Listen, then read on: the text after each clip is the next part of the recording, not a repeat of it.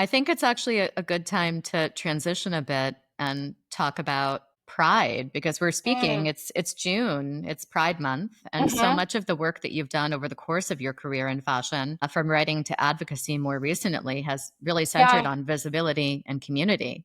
Yeah. So this is a weird year for Pride. And we're obviously seeing many brands who've stepped back from their commitment to the Yeah. community. So, you're someone who's been a voice for queer representation in fashion and media. I'd love to hear a little bit from you kind of on how you're feeling. Yeah. It's been really hard and really disheartening. And I think I've seen the writing on the wall for a few years. And the pendulum has started to swing again in fashion around body diversity and body inclusion and gender norms. And a lot of those conversations that seem to be like really prominent and front and center in fashion media marketing, the way casting was being approached in ad campaigns on runways. Like there was this really incredible moment of feeling like, oh, things are really changing. And Hmm. the last few years we've really seen that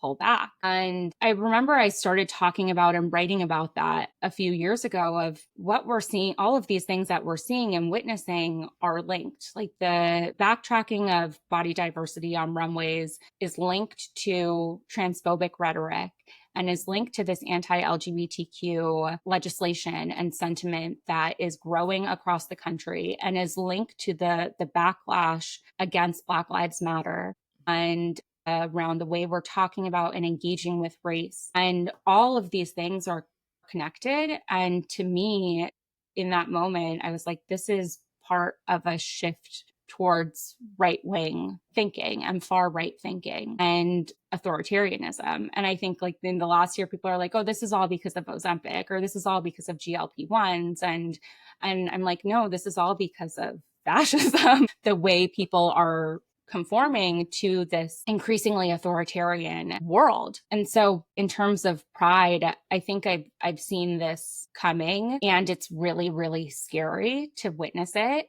And this is such a small piece, but I know that there has been a huge downswing in ad budgets from brands, from media dedicated to Pride. Even New York City Pride, the official Pride parade itself, has been at a loss of, I believe it's maybe this number has changed in the last week, but $750,000 of a deficit in order to operate the parade. And they attribute that to corporate sponsors pulling out of their longstanding commitments to the Pride Parade, but also DEI efforts as a whole, LGBTQ efforts as a whole. And of course, that is because of the political climate and brands, businesses, corporations who had these really long-standing commitments to the LGBTQ community, kind of backing out of it out of, I think, fear of being punished or being on the receiving end of MAGA boycotts and online vitriol. And what that looks like at the community level, I kind of feel of two ways of it. Like pride isn't and shouldn't be about corporate sponsors, right? It shouldn't be about Of turning a course. logo into a rainbow and like being like, yay, we love you for the next 30 days. In June, In right. June, in June, July 1st, you're out of here. And what that looks like and the way that it actually impacts the community in reality is you, one, have less visibility, positive visibility around the LGBTQ community, less telling young LGBTQ kids wherever they live, whether they're somewhere like New York City or Los Angeles or in a rural community where they really don't have access to broader queer community, that their story doesn't matter anymore. Their identity isn't worthy of being in the spotlight. Or so you have that piece of it being communicated. Then you have an enormous amount of funding to LGBTQ organizations that is generated through Pride Month suddenly disappearing at the same time that federal funding and federal grants to LGBTQ organizations, and that's everything from suicide prevention to access to PrEP and HIV medication being rescinded and rolling back, to AIDS research here and globally being pulled. it's education, right? Like all of this is also being removed at the federal level, and then also the funding to these nonprofits. Then you have the corporate donations and funding to these nonprofits being pulled. Then you also have, on the more local scale, performers who rely on being hired through June, honestly, to sustain them the rest of the year. Photographers, actors, digital creators. And I can tell you a lot of LGBTQ creators, the only time they're really making money is during Pride Month when brands have engaged them for Pride campaigns. Yeah. And it has like such a trickle effect, right, on the whole community, where there are a lot of people who otherwise are not being tapped and not given this boost of visibility, of financial backing, even LGBTQ owned small businesses, right? Like they can really rely on this boost of amplification and a little bit of an extra spotlight. And so there's the financial piece of it. There's the piece of making our communities more vulnerable and less safe. And it's so disheartening because like this is actually the time where we need the visibility and the allyship and solidarity. Visibility alone is such a double-edged sword. It can hurt, it can harm, it can also help.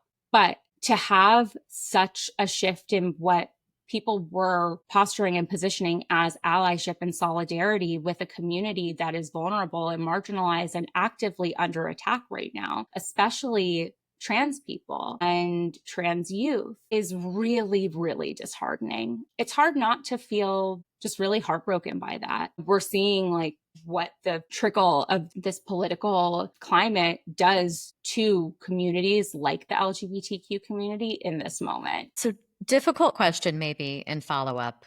Obviously, I come from both the agency and the brand side, and acknowledging kind of the risk in this moment, because there is a real risk, for sure, depending on the brand, right? Yeah. Depending on how visible they are, maybe within the broader ecosystem, there's a risk that there will be backlash from their customer base or their audience. There's a risk that maybe some really visible investment in this community in this moment will draw the ire of senior level officials in the administration. Who knows? What would you ideally like to see from brands who tout inclusion as a corporate value? Ooh, that is tough. I think it's hard to say. Everything is easier to see in retrospect, and I am kind of an idealist in a lot of ways. So what I would love to see is more brands, businesses who have power coming together and kind of creating a solid front and collaborative moment around this so that it's not as easy to single one brand, one founder, one business out. It's like, okay, we're all in this together. We're not going to back down from our communities and continue to advocate for the people we've been advocating for. And I do think there's a really big opportunity to come together and create collaborative environments rather than competitive environments. And I think there's a lot of power in that. You know, something becomes a lot less risky if you're not the only one doing it.